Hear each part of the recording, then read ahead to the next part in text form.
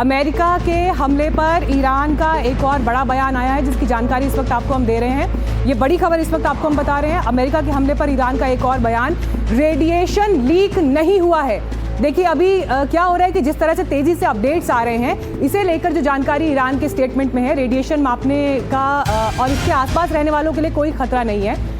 ये इस वक्त बड़ा अपडेट ईरान की तरफ से सामने आया है और अमेरिका के हमले पर ये एक और बड़ा स्टेटमेंट है। और विकास देखिए, इसी बात को लेकर एक चिंता थी कि अगर परमाणु जो न्यूक्लियर लीक का खतरा है, वैसा कोई खतरा नहीं है, लेकिन ये हमें देखना होगा कि अभी ईरान की तरफ से स्टेटमेंट आया है। बिल्कुल, और ईरान ने कहा है कि अमेरिकी हमले के बाद उसके यहाँ किसी भी तरह का रेडिएशन लीक नहीं हुआ है। रेडिएशन नापने वाली मशीनों के जरिए ये जानकारी साफ तौर पर निकल कर आई है। और सबसे बड़ा खतरा इसी बात का था कि अगर रेडिएशन लीक हुआ है तो फिर उस इलाके को खाली करना होगा, एविक्यूएट करना होगा।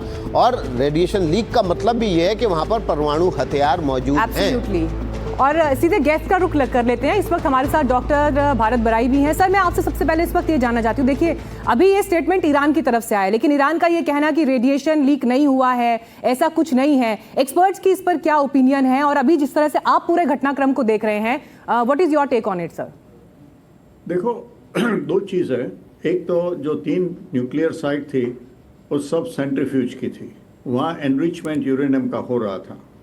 अब ये युद्ध 10 दिन से चल रहा था और उनको मालूम था कि शायद अमेरिका अटैक करेगा, तो उन्होंने जो एनरिच यूरेनियम था, ऐसा सुना है कि कभी 400 किलोग्राम यूरेनियम था 60% एनरिच पर, और 600 किलोग्राम था और 30% एनरिच किया हुआ था।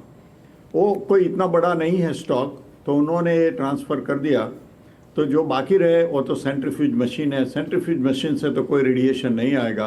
तो अगर रेडिएशन मशीन सेंट्रीफ्यूज मशीन वाला तीनों जगह को ख़त्म कर दिया तो फिर वो आगे एनरिचमेंट कैसे करेंगे? जी डॉक्टर बराई, एक छोटा सा सवाल सर आपसे और है, क्योंकि जहां पर ये अटैक्स अभी हुए हैं, पहाड़ी इलाका है जहां पर यूरेनियम कंटेन किया गया है, यहाँ पर अटैक करना कितना पॉसिबल था, प्रिसाइज अटैक करना? सर, इसको अगर आप हमारे दर्शकों के लिए थोड़ा डिकोड कर सकें तो।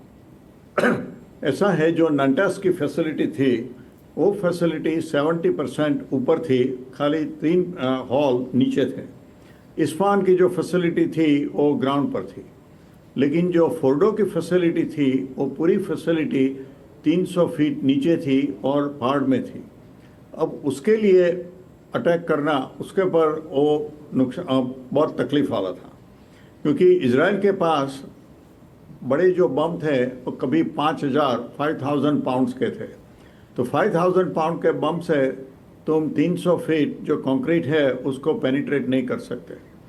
अब ये जो GBU 57 है वो भी करीब 200 फीट तक जा सकता है। तो फिर अगर वो 300 फीट उसकी गहराई हो, तो ये सोच रहे थे कि पहला एक बम गिराओ जिससे तुम 200 फीट का गहरा खड्डा करो, और फिर वो खड्डे के अंदर दूसरा बम गिराओ, तो ऐसे 300 फीट पहुंचो। अब कितना सक्सेस हुआ है वो तो मालूम नहीं है। रिपोर्ट आया है कि GBU 57 जो मॉप है उसको 6 बम उसने इस्तेमाल किया है। तो मतलब एक फैसिलिटी पे 2 बम का इस्तेमाल हुआ है। तो जो बात आप कह रहे हैं भरत बराई साहब कि पहले एक बम गिराया, 200 फीट तक गए, उसके बाद दूसरा बम गिराया और फिर और 200 फीट अंदर जा सकते हैं, तो इस तरह से पेनिट्रेट कर सकते हैं उस फैसिलिटी में जो 300 फीट नीचे है।